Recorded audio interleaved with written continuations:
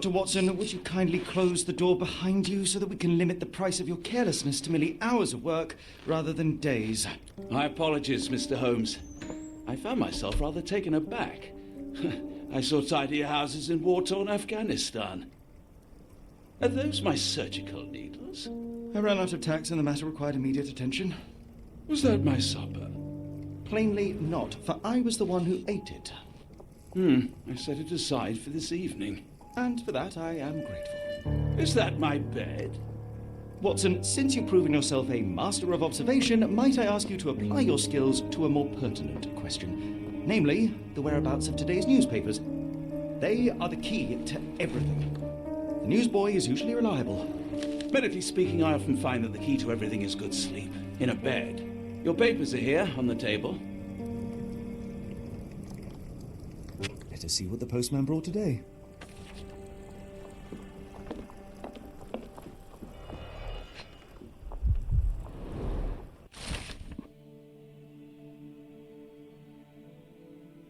Local gossip, all of it uninteresting. Your order from Barnes' bookshop has arrived, Doctor. Barnes insists on delivering the books to our door, even though we could easily walk to his shop. That's good service.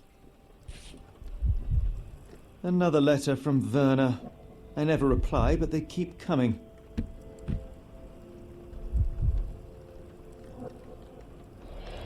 I don't see the Strand. Where is it? Pardon me?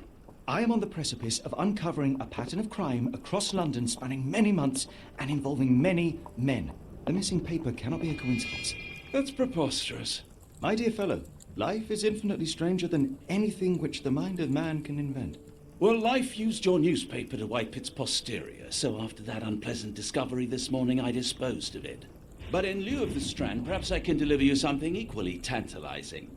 I have just returned from a patient of mine, Captain Stemwick, who... No, that will not do. Grab your coat, Dr. Watson. Let us hope nobody has collected the dustbin.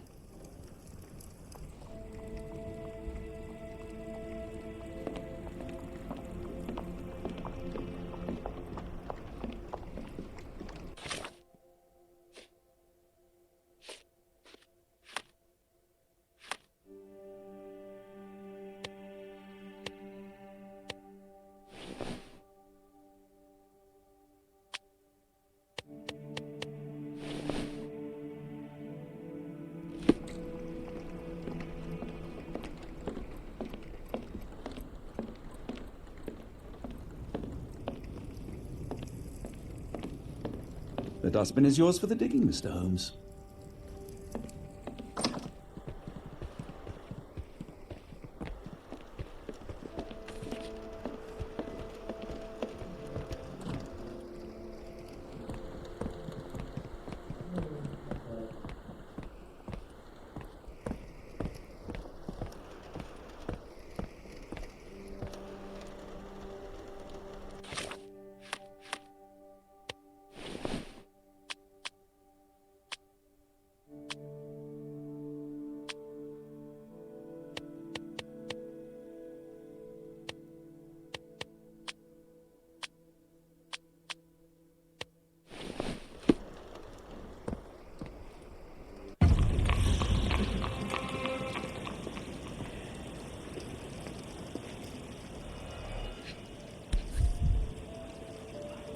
A cactus spine. If it gets in your skin, it's awfully tricky to remove, and when laced with poison, the perfect assassination tool.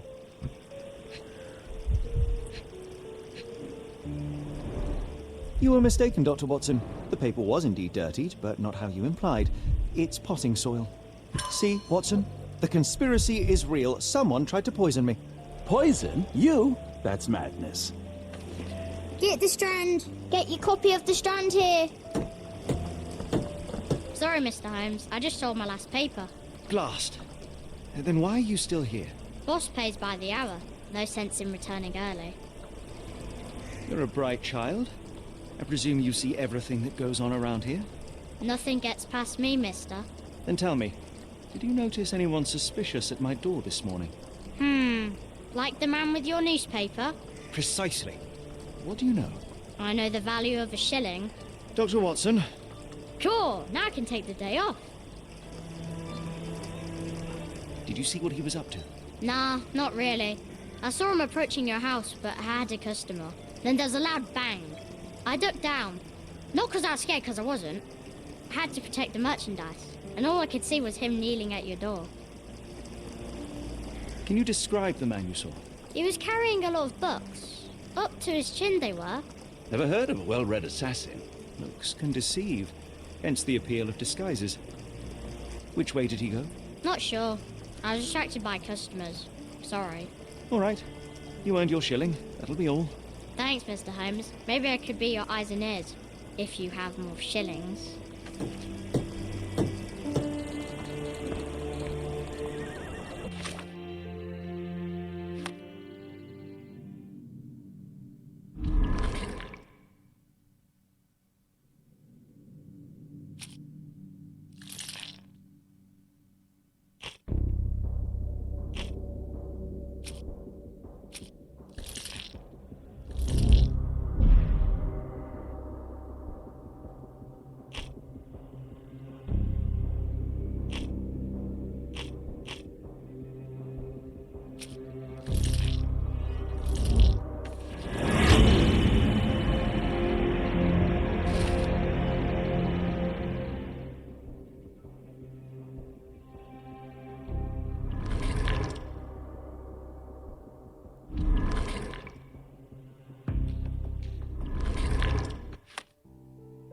Come now, Get the Mr. strand, Holmes. get Yes, the Barnes strand has his here. quirks, but he also has his scruples. Not every pawn knows it's part of a game.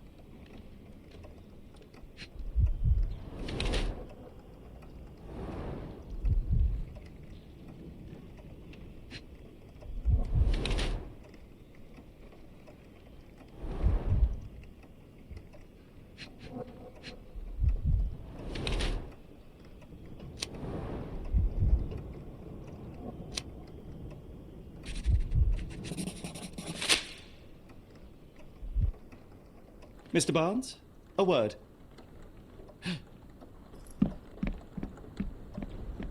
Oh, for goodness sake.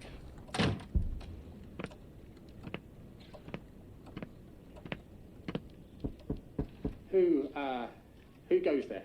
Sherlock Holmes. Now, will you please? Mr. Holmes. Golly, I did not see you come in. Would you care to answer some questions for me? Well, I wish I could, but I am deep in the weeds with work. How about we reschedule in a month or two? Come now, Mr. Barnes. It will only take a moment. Really deep in the weeds with important things. Well, help yourself to any book. Just take it and pay later. I trust you, Mr. Holmes. Barnes doesn't seem like himself. Why is he acting this way? You're asking the right questions, Doctor. Let's find a way to coax him out.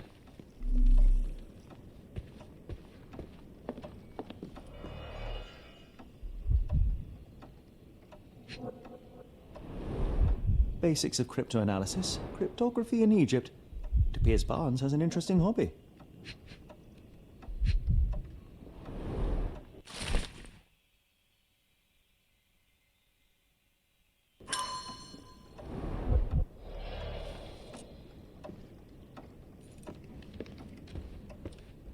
I could hardly imagine anything more macabre.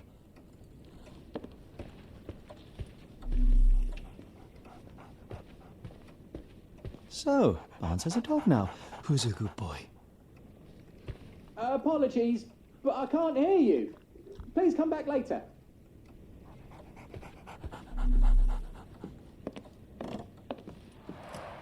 The ladder is broken, recently, judging by the freshness of the wood.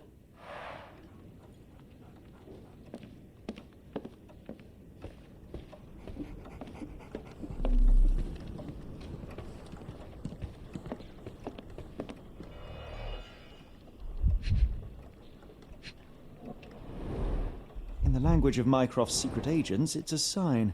Dried flowers are replaced when the job is done. I wonder who the recipient is.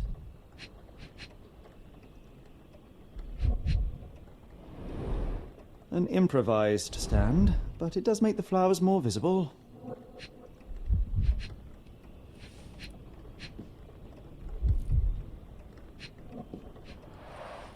The finest view London has to offer.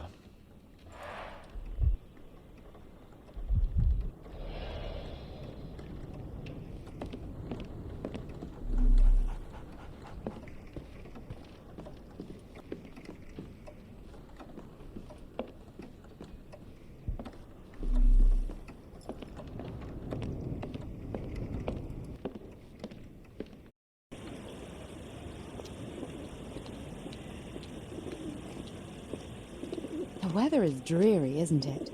To be fair, my flowers could use the rainfall.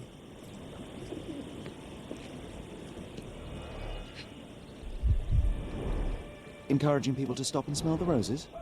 Our national anthem. It must take patience and care to produce a bloom so beautiful. I imagine so. I merely sell them.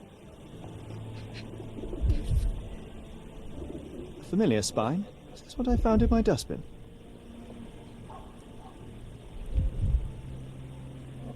The pot is damaged. The blow was severe, but softened by something.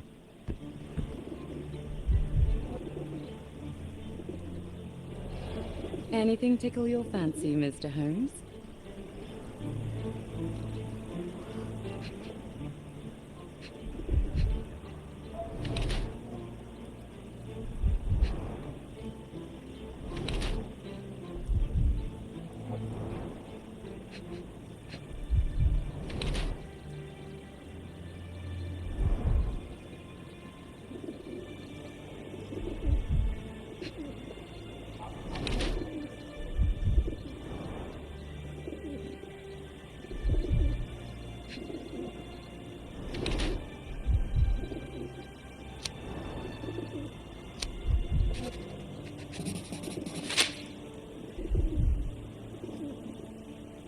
Mrs. Fleming, you look particularly lovely today.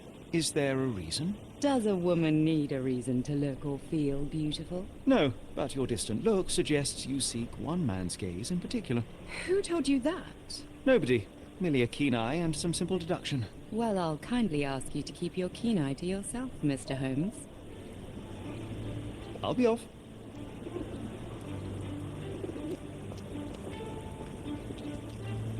Hello there. What's your name? Lily. I know, not very original. We're looking for a cactus needle in a haystack. A spine in a book stack? No, come on, Watson, think.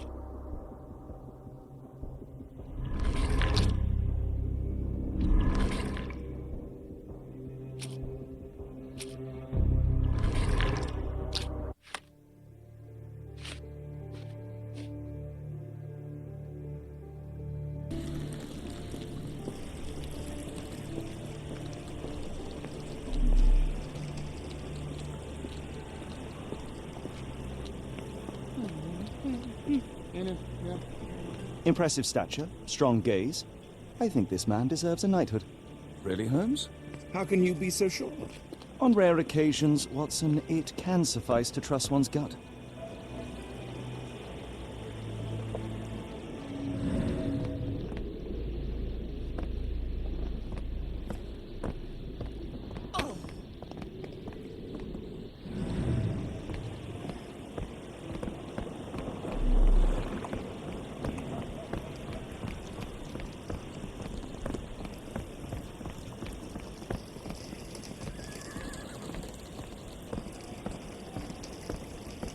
I'll stand watch, just in case the strange man comes back. Get the Strand! Get your copy of the Strand here!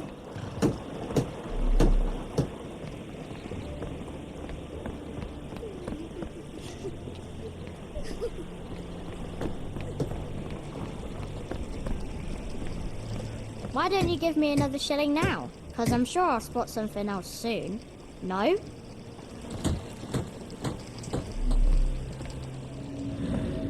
Get the Strand! Get your copy of the Strand here!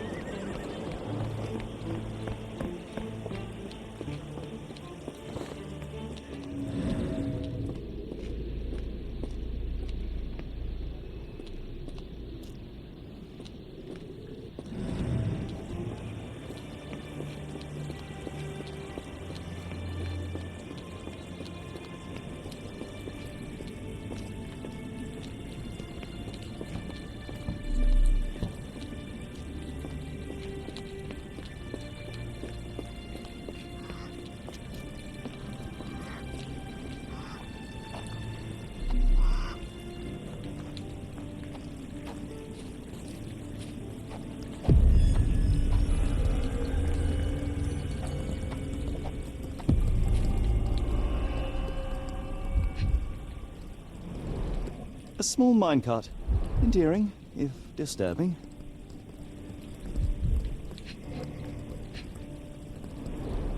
Looks like putting something in the slot may get the gears inside to move.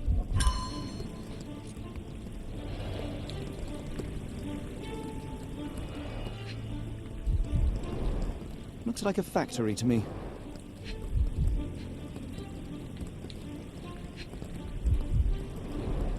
Wonder what could get the gears inside moving.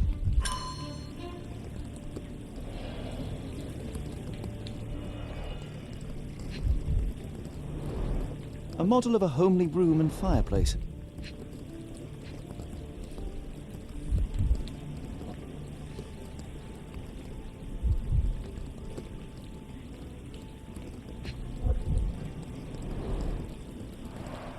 Chimney bears a peculiar form, like it's meant to have something put inside.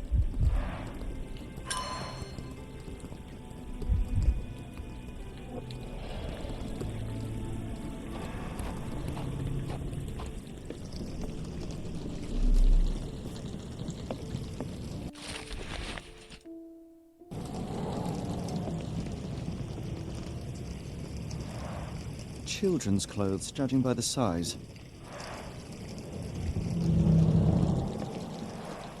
Padlocks have names etched onto them. Anne, Tom, Charles.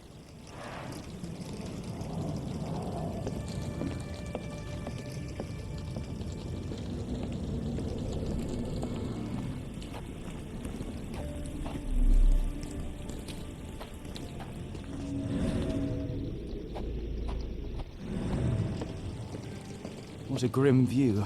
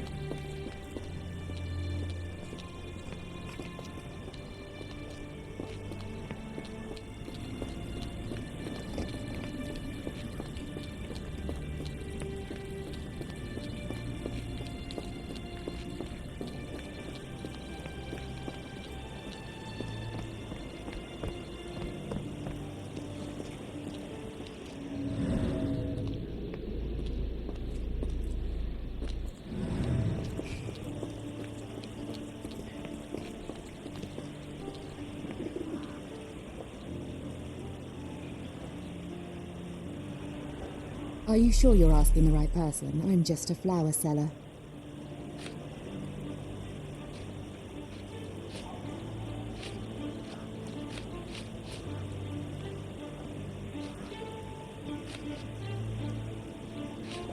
Are you sure you're asking the right person? I'm just a flower seller. One of these things is not like the other. Come again? The cactus. Those fearsome spines can prove a devil to remove, and the sap is often toxic. And a rose thorn can give you tetanus, but we still grow them. The cactus seems comparatively harmless, though you have me thinking it must be valuable. I was under the impression that you knew its price already. Your guess is as good as mine. The first time I saw this cactus was when I came back from my break.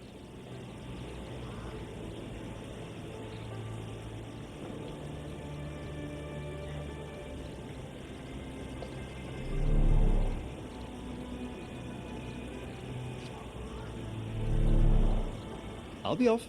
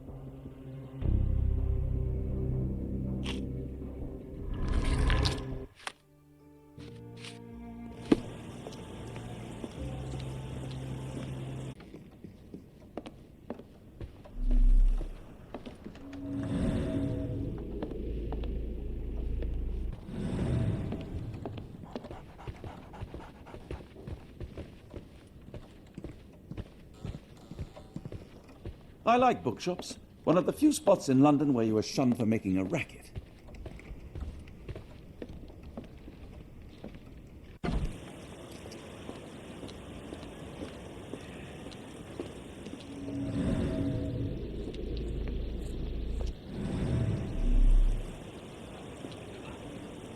I'll be off.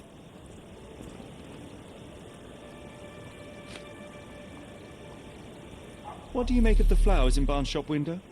Well, they could use a bit of water. Do they mean anything to you? Mean anything how?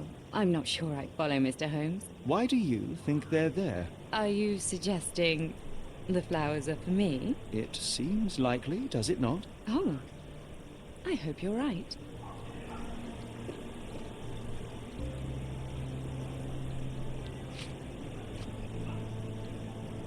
I don't know anything about this, sorry.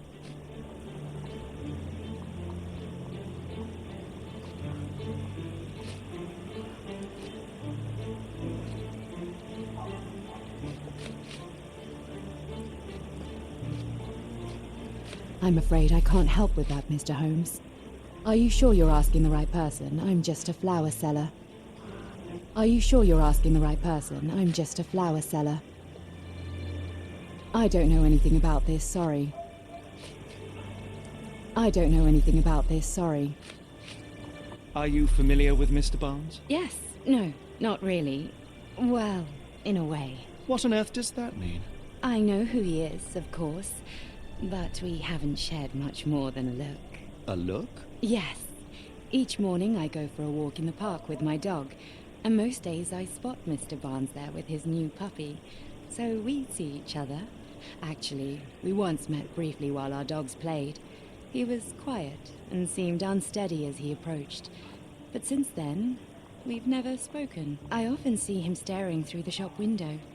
Sometimes I wonder what he thinks about that would etch such longing onto his face.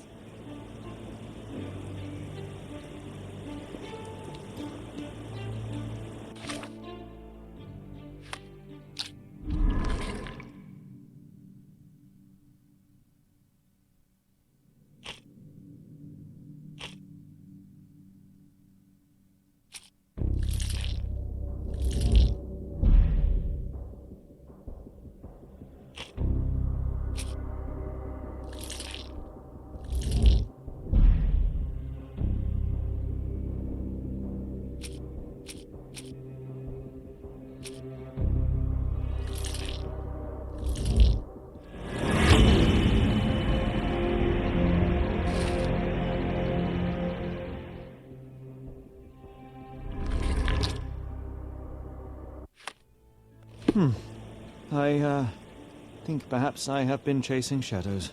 Do not despair, Mr. Holmes. Even the best of us make mistakes. We better tell Mr. Barnes what we've learned.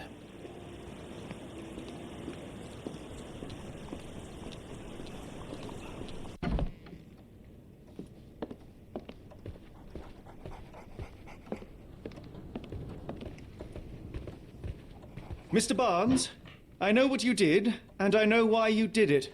I'm sorry, Mr. Holmes. I can't hear you very well from behind the door.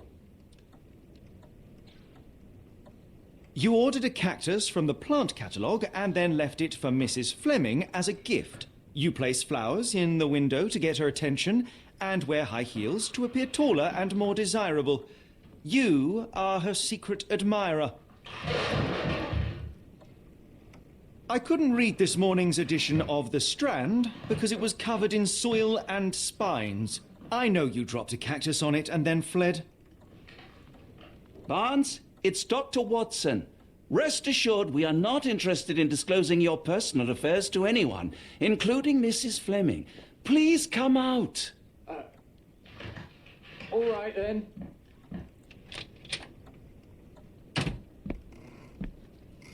So, you know what happened then? I was on my way back from the post office, having picked up the cactus and some books. It was quite an awkward package, heavy too, and when I got to your door, I dropped the cactus and your paper. Forgive me. I needed that paper to prove a theory and prevent a crime. Your actions were rather disruptive. Your clumsiness carrying the post is matched only by the clumsiness of your romantic gesture. Oh, it's true.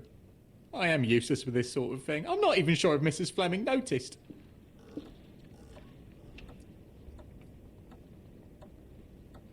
I have neither the experience nor the interest in navigating the finer sex and their peculiarities. Do what you will. Oh, right. Yes, of course. So, at last, we return to the matter of the paper. I'm investigating a string of burglaries. Did you perhaps read of any before the edition was spoiled? I don't recall, but you're welcome to read our copy for yourself. You had an issue of The Strand here all along? Well, naturally. I am a bookseller. I have a subscription to every magazine and newspaper in London. So you ought to be familiar with the concept of burying the lead. Oh no, my apologies, Mr. Holmes. I'll make it up to you however I can. I am an expert on obscure languages and translation and Yes, okay. Just give me the paper. Come, Dr. Watson. Let us put this matter behind us. Farewell, Mr. Barnes. I hope to hear good news about you and Mrs. Fleming. I'm sure Barnes has had enough of our meddling, Mr. Holmes. We best be off. Well, that was an utter waste of time. An assassination did seem rather unlikely. There was supposed to be another burglary. I was certain of it. Something you wish to say, Doctor? No? Well, only that you have a remarkable faculty for deduction and pattern recognition, and that perhaps, if ill-applied... I see things that are not there. Yes. It is London. There will always be burglaries. Doesn't have to mean anything. So it seems. Forgive me. Without something to occupy my mind, I turn into an entirely different animal. Which brings us back to my news from earlier. I think I have a case for you, a real one. Truly? Indeed. Though perhaps not as thrilling as your stories from Cordona. A patient of mine, Captain Stenwick, told me that his servant disappeared. I said I knew just the man to help. What do you say? Oh, Watson. Yes, I know it's not the most tantalizing mystery, nor the story to launch my writing career. But... It's brilliant. Let's go. Oh, good. Well, his house is nearby. Come.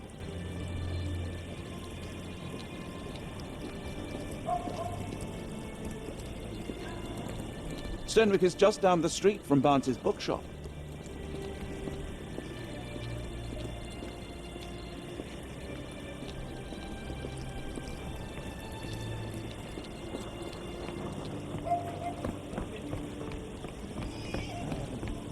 Not much further now.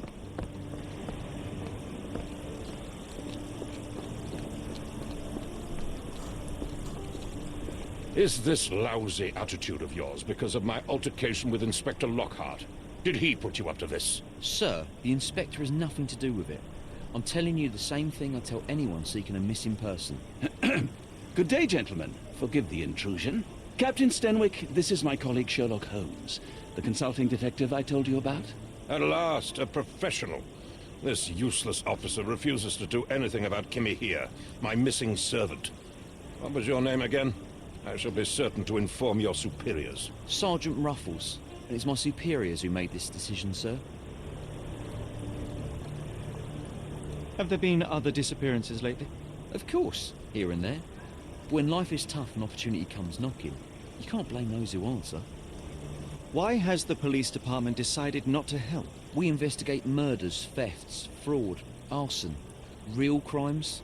A servant walking away from his master is not our highest priority. That said, if we find Kimahia breaking the law, we'll be sure to notify Captain Stenwick. Now, I must be off. Best of luck in your search. You heard that, didn't you? The way that man spoke to me. I shall need your written testimony. Then we can lodge a complaint. Captain, perhaps Mr. Holmes' time is better spent learning about your servant, so that he may begin his investigation. Ah, yes. Quite right. Fire away. Tell me about Kimahia. He's foreign. A Maori. All the way from New Zealand. Biggest man you've ever seen, and as strong as two. Dark hair and fearsome tattoos. He doesn't speak a whit of English. Never bothered to learn. But I made do with pointing. I invested a lot of money in him, so he must be found. When did you last see your servant? Kimmy here normally brings me the morning papers, but yesterday I had to get them myself. He must have escaped the night before yesterday. May I see your servant's bedroom? His shack is in the garden. You can't miss it. Did you search the room? Of course, but only to check he wasn't lying dead inside. Everything seemed normal at a glance. Is there any reason Kimahia may have left? I should think not. He had all he could have wanted. Gainful employment, new clothes, and all the cabbage he could eat. Did Kimahia make off with anything of value? Heavens, no. I would have mentioned it to Sergeant Ruffles. Still, he must have fled with some money on his person? No. I kept his wages in my safe. For security. I take it this is the first time Kimahia has vanished? Undoubtedly. The man seemed terrified of the city.